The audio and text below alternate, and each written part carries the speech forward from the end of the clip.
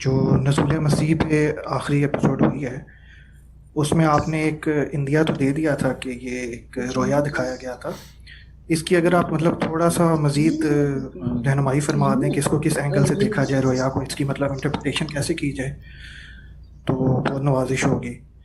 نزول مسیح کے باب میں نے آخری نشست میں جو کچھ عرض کیا وہ یہ تھا کہ میں اس نتیجے پر پہنچا ہوں کہ بحیثیت ایک واقعے کے تو یہ کسی طرح بھی قابل قبول نہیں ہوتا، یعنی نہ روایات کی روح سے قابل قبول ہوتا ہے، نہ واقعات کے لحاظ سے ہوتا ہے، اور سب سے بڑھ کر نہ قرآن مجید اس کی گنجائش رہنے دیتا ہے. تو لہٰذا پھر یہ کیا ہے، کہاں سے آئی ہیں یہ سب چیزیں؟ تو اس میں نے موطا امام مالک کی روایت کو سامنے رکھ کر یہ بتایا ہے کہ دیکھیے یہ اصلاً ایک رویا تھا. اب ظاہر ہے کہ رسالت میں آپ صلی اللہ علیہ وسلم نے اگر ایک رویا دیکھا ہے، اور رویا جس طرح ماضی کے بارے میں ہوتے ہیں اسی طرح مستقبل کے بارے میں بھی ہوتے ہیں. پھر میں نے اس کی مثالیں دی تھیں کہ سیدنا یوسف کا رویا مستقبل کے بارے میں تھا، اسی طرح بادشاہ کا رویا مستقبل کے بارے میں تھا. تو اس طرح کے رویا جو مستقبل کے بارے میں ہیں ان میں چیزیں تمثیل کے انداز میں دکھائی جاتی ہیں. یعنی جیسے میں محض سمجھانے کے لیے مثال دے رہے ہوں، ایک چیز کو ڈرامہ بنا دیتے ہیں، تمثیل بنا دیتے ہیں، کردار اس میں آ جاتے ہیں. تو جب اس طریقے سے یہ چیز ہوتی ہے، جیسے کہ ہمارے ادنا درجے میں خوابوں میں بھی ہوتی ہے، ظاہر ہے کہ پیغمبر کا رویا تو اس سے بہت بلند چیز ہے، اس کو خواب پر قیاس نہیں کرنا چاہیے، البتہ وہ اسی نوع کی چیز ہے. تو جب اس میں کوئی چیز دکھائی جائے گی تو تعبیر کرنی چاہیے اس کی. یعنی اگر آپ یہ خیال کریں کہ سیدنا یوسف نے یہ دیکھا کہ 11 ستارے اور سورج اور چاند جھک رہے ہیں تو یہ بیان ہی یوں ہوگا، وہ کسی چیز کی علامت تھے.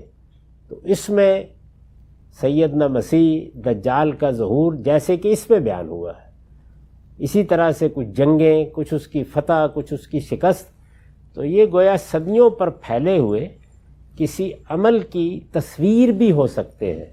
اور اس میں جو کردار ہیں وہ پوری قوموں اور جماعتوں کے نمائندے بھی ہو سکتے ہیں. اور چونکہ رویا میں یہ چیز پیدا ہو جاتی ہے تو اس لیے میں نے یہ توجہ دلائی کہ میرے نزدیک اس کی نوعیت اس طرح کی غالباً ہے. اس پر آپ غور کریں.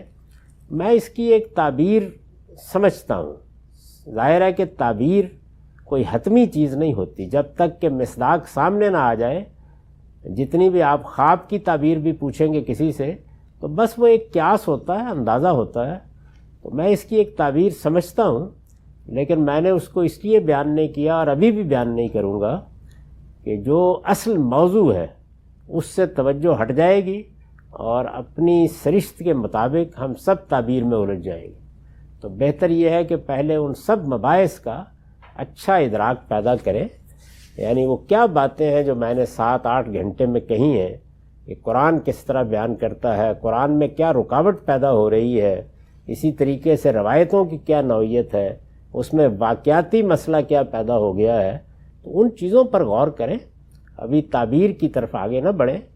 وہ کلو میں نے دے دیا ہے، اس لیے جس طرح میں اس کو سمجھ رہا ہوں ہو سکتا ہے کہ مجھ سے بھی کوئی بہتر اس تعبیر کو سامنے لے آئے اور سمجھ لے. اصل میں کیا ہوگا وہ جب تعبیر اللہ کی طرف سے سامنے آ جائے گی اسی وقت ہوگا. بہت شکریہ سر.